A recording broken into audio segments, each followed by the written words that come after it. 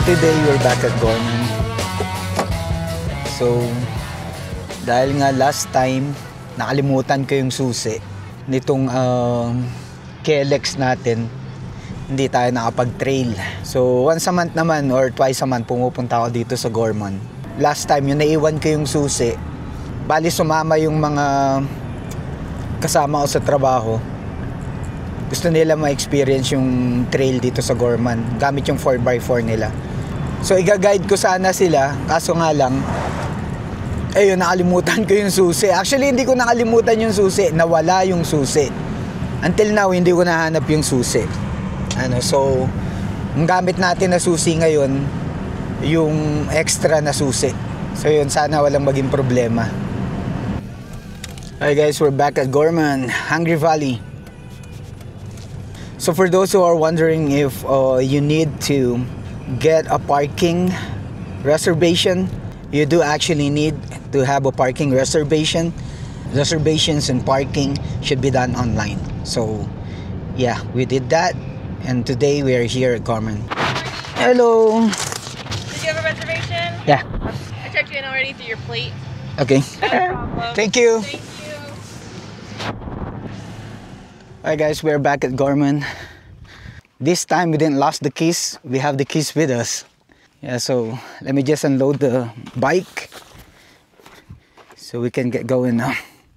So last time when we went here, when I was going to unload the bike, found out that I don't have the keys with me.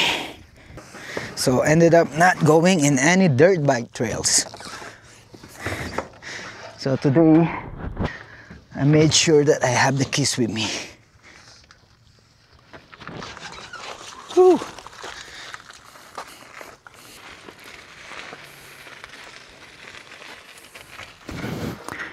Tayo lang mag-isa kung makikita nyo. Yan, walang mga tao. So, sarili natin yung trail ngayon. So, yung susi ko na nawala, hindi ko na nahanap. So ito yung gamit ko ngayon, yung susi ko na pangalawa, yung extra. Buti na lang meron akong extra ang susi. Okay guys.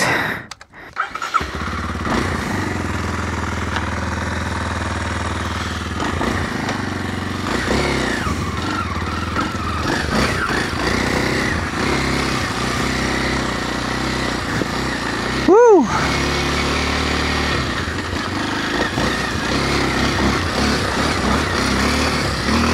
Itong motor natin guys na KLX 230, stock lahat to. So wala pa tayo ditong nababago kahit isa. At wala pa rin tayo na upgrade. Although meron na ako mga nabili ng mga parts. So hindi ko pa siya kinakabit.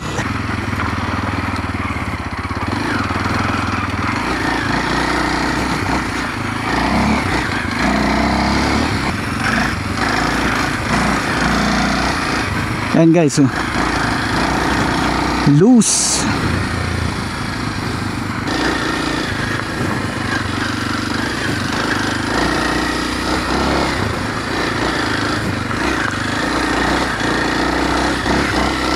May sunog.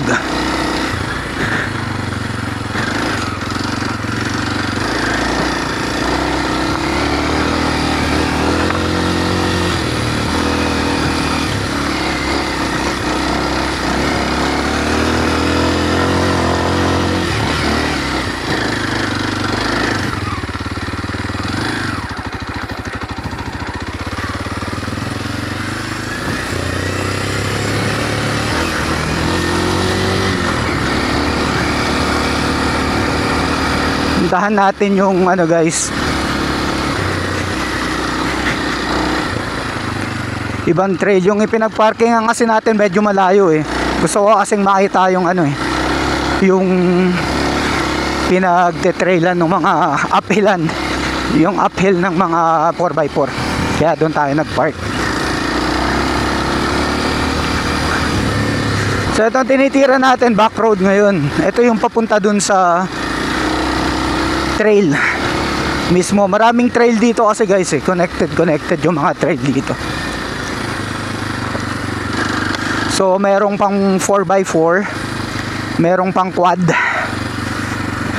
merong pang side by side din.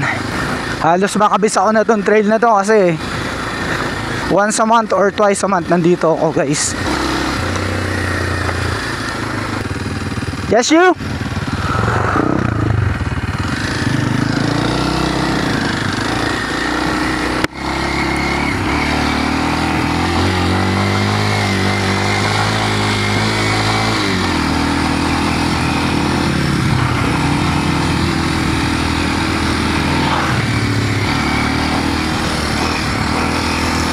Ayan guys, meron ding mga nagte-trail ngayon.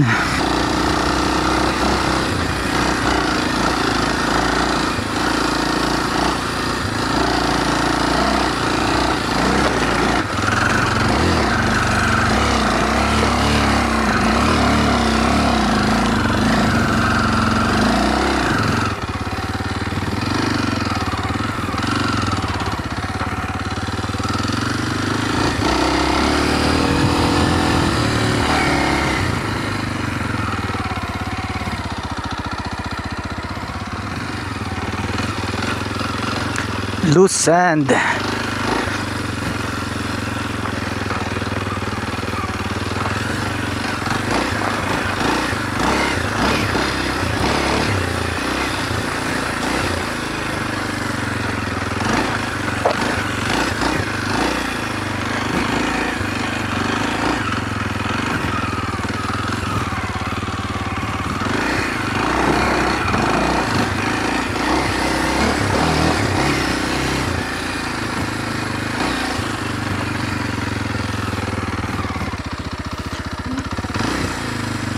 Okay guys, so try na natin tong uphill na to.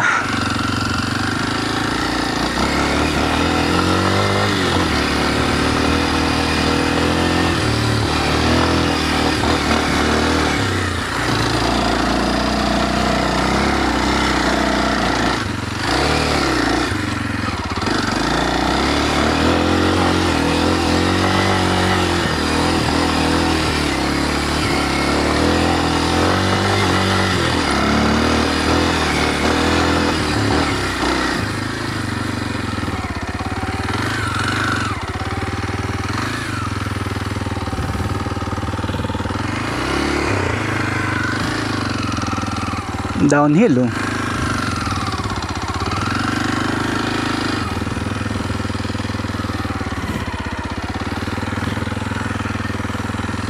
Ayan yung mga pang quad guys o pang 4x4.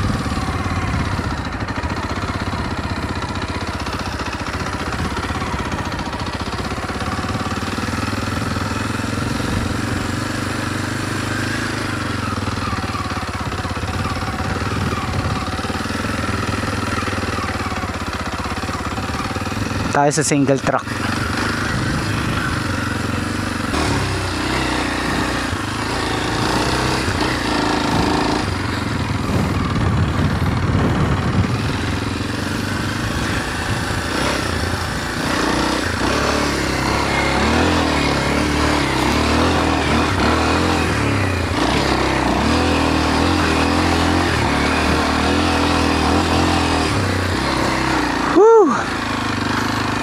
Okay guys, eto na tayo sa trail. Puro uphill.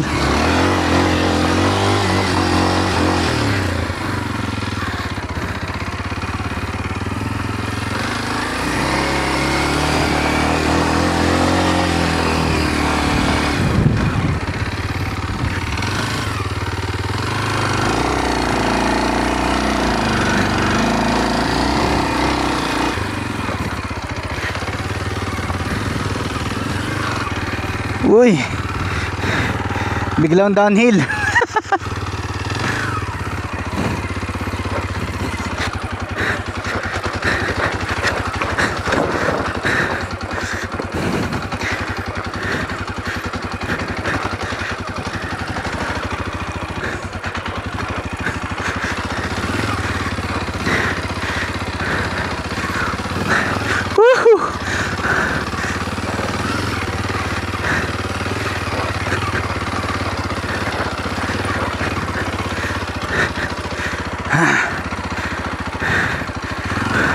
madulas guys yung ano, yung alikabok. Masyadong loose yung sand. Kaya pagka napapreno ka ng medyo alanganin, tumba.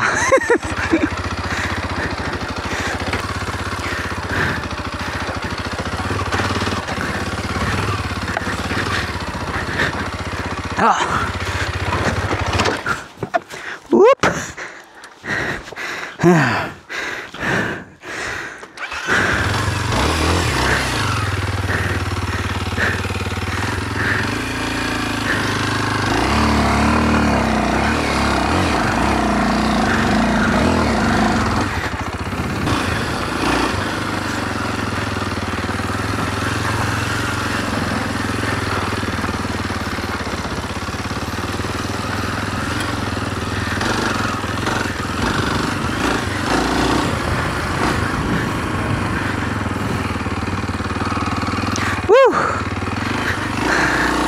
Short trail guys. Okay guys, hanggang dito na lang tong video na to. Maraming salamat sa panonood. Please like and follow sa Facebook page natin, also sa YouTube channel natin, Angry Bikes. So again, thank you for watching. This is Joel saying ride hard, ride safe, peace out. Woohoo!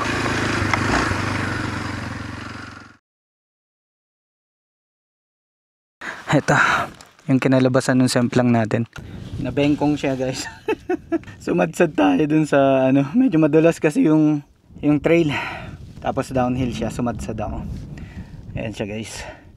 Konting brake mo lang sa harap, sasadsad. So yan yung nangyari.